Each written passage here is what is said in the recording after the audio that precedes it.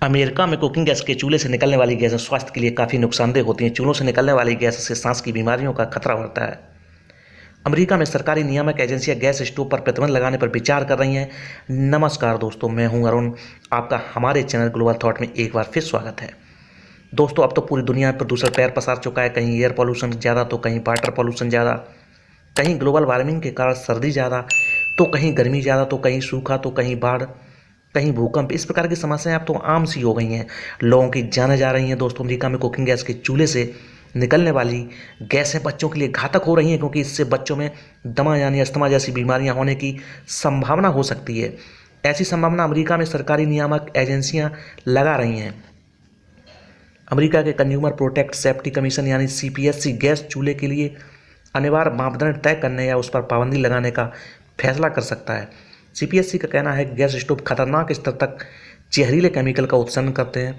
अगर gas stove को बंद कर दिया जाए फिर भी उसमें थोड़ा उत्सर्जन जारी रहता है। दोस्तों, कुकिंग गैस से नुकसान पर पिछले 50 साल पहले बहस शुरू हुई थी। उस समय स्कॉटलैंड और इंग्लैंड में शोधकर्ताओं ने 5000 से अधिक बच्चों के माता पिता पर सर्वे किया था। उस सर्वे में पाया कि कुकिंग गैस और अस्थमा के लक्षणों के बीच सीधा सा संबंध है। लेकिन अब नए अध्ययनों में चिंता पैदा की है। नए अध्ययन में शोधकर्ताओं ने पाया गैस स्टोव नाइट्रोजन डाइऑक्साइड और PM2.5 नामक अन्य सूक्ष्म कणों का उत्सर्जन करते हैं। इनसे फेफड़ों को नुकसान होता है। इनका संबंध बच्चों के दमा से है। दोस्तों, अमेरिका में लगभग 35% घरों में गैस स्टोव का उपयोग होता है। वहीं CPSC का कहना है कि रोग की कार्रवाई में अभी समय लग सकता है, क्योंकि कार्रवाई की प्रक्रिया लंबी है। कुकिंग गैस के चूल्हे से निकलने वाली गैसों में सर्वाधिक बच्चे प्रभावित हो सकते हैं, क्योंकि दिसंबर 2022 में इंटरनेशनल एनवायरमेंटल रिसर्च और पब्लिक हेल्थ मैगजीन में प्रकाशित स्टडी के अनुसार अमेरिका में बच्चों में अस्थमा के 12% मामलों का संबंध गैस स्टोव के इस्तेमाल से जुड़ा हो सकता है।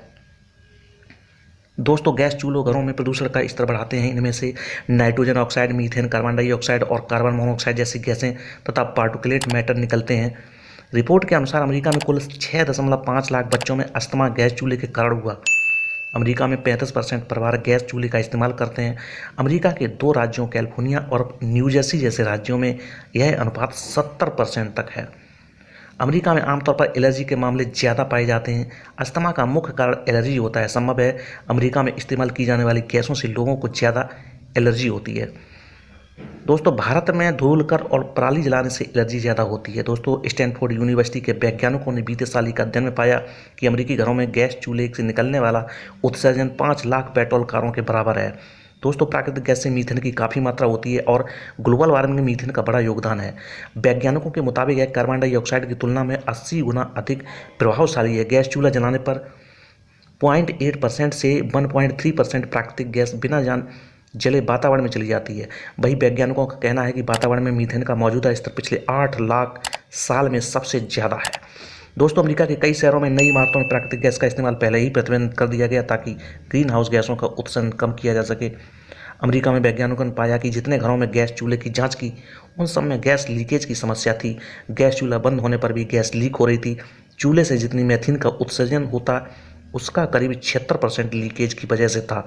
दोस्तों, आज यह समस्या अगर भारत में होती तो क्या गैस स्टोव पर बैन लगाने की बात होती?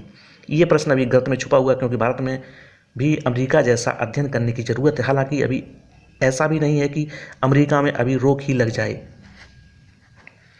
वहीं अमेरिका की अस्थमा काउंसिल का सुझाव है कि कुकिंग गैस का उपयोग करते समय किचन की खिड़कियों को खुला रखें, जिसमें प्रदूषित हवा बाहर आसानी से निकल सके।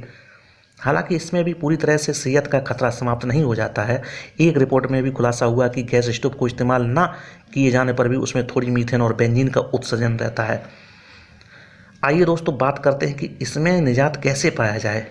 तो बेहतर इंडक्शन चूल्हा इस समस्या के लिए अच्छा इलाज है। हालांकि हवा की क्वालिटी सुधारने के लिए एयर प्यूरीफायर लगाए जा सकते हैं, लेकिन इससे सस्ता इंडक्शन चूल्हा भी पड़ेगा। अमेरिका में इन्फ्लेक्शन रिडक्शन एक्ट के तहत गैस स्टोव की जगह इलेक्ट्रिक स्टोव खरीदने वालों को टैक्स में $840 यानी भारतीय मुद्रा में बात की जाए तो करीब 68,000 रुपये की छूट और $500 यानी भारतीय मुद्रा में करीब 40,000 रुपये की मदद का प्रावधान है।